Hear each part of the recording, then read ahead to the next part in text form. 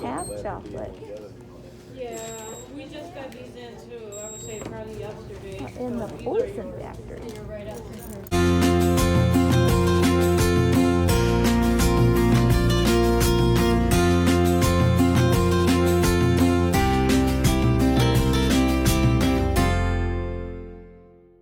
Scout and I are going shopping today with my sister. We're gonna go to one of the really big chocolate shops here in Cleveland. It's called Malley's, and we're gonna go to, I think, Target and maybe a couple other places.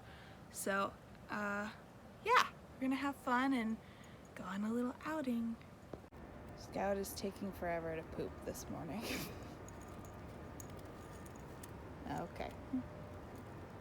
Go find a good spot, Scout. As you can see, it's winter wonderland here. It's very cold.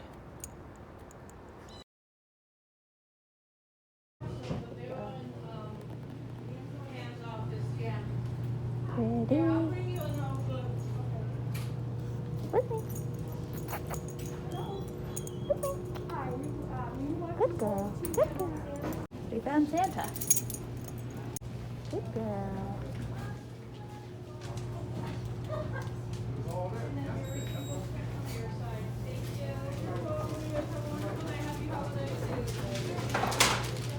You can't have chocolate. Yeah, we just got these in too. I would say probably yesterday. In the poison factory. You're right up here. Hey. Good. Thank you. Good girl. Oh, thank you. Good girl. In Target. Good girl.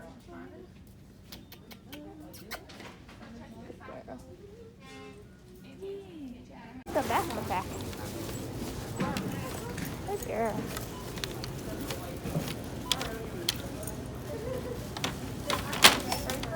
Ready, Freddy? Go. Hey, good. Hey. Good girl.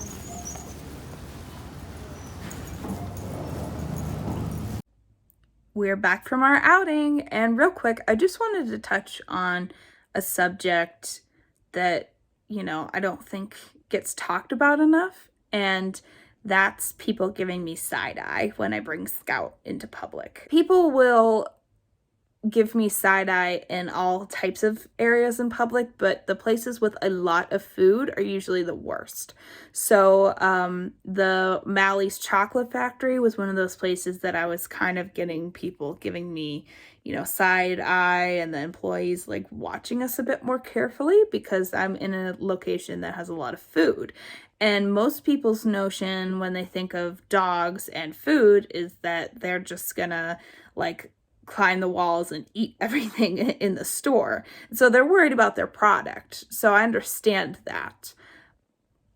But my dog is a service dog, and she's trained well to, walk around areas with food in her vest while she's in work mode and not bother those things. I think that people also get concerned about hygiene. Like they think that a dog is going to bring in all of this hair that could get into their food and things. And I just want to point out that people have hair too.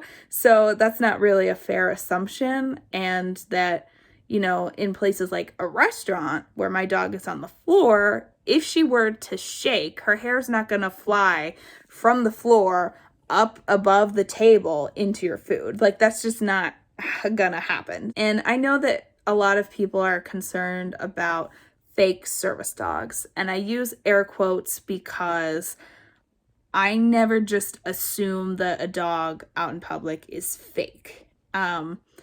For instance, service dogs can be any size. So just because you see a little tiny dog out in public doesn't mean that it's not a real service dog. I actually have a friend who has a hearing alert dog who has a very small dog as her service dog, and she does not need a Labrador Retriever to do hearing alert tasks. So just because it's a tiny dog doesn't mean that it's not a real service dog, and just because a dog may be misbehaving doesn't mean that it's a fake service dog, because every once in a while our dogs have bad days. There's a quote in the service dog community. It goes, "Service dogs are not robots."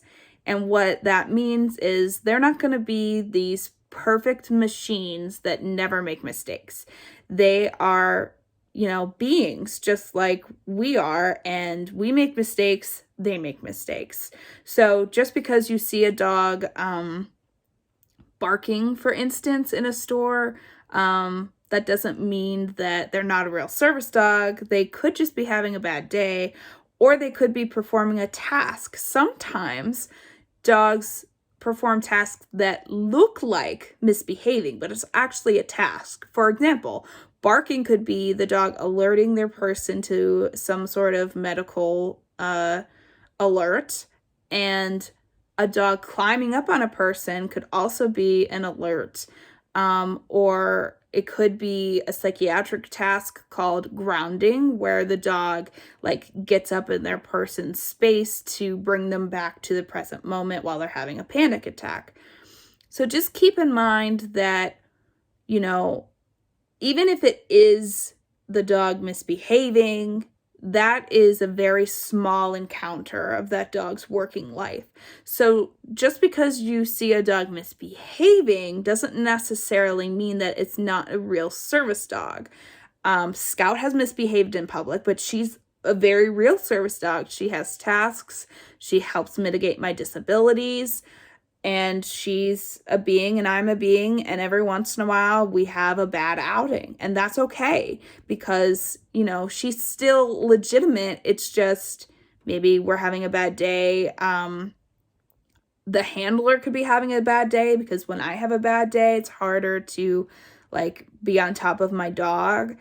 If the dog is having a bad day, then, they might misbehave, but they're still legitimate. So just keep these things in mind when you see dogs misbehaving out in public, that it could be a task, it could be just a bad day, and that, you're seeing maybe 5 minutes or less of a dog's 9-year or so working life. 5 minutes out of 9 years is nothing. I mean, imagine if you were completely judged on your worst day, 5 minutes of your worst day in your, 100 years of life. That's not fair. So I just like to promote that notion that, we don't know what someone's going through. We can't always see what a person's disability is. You can't see any of my disabilities.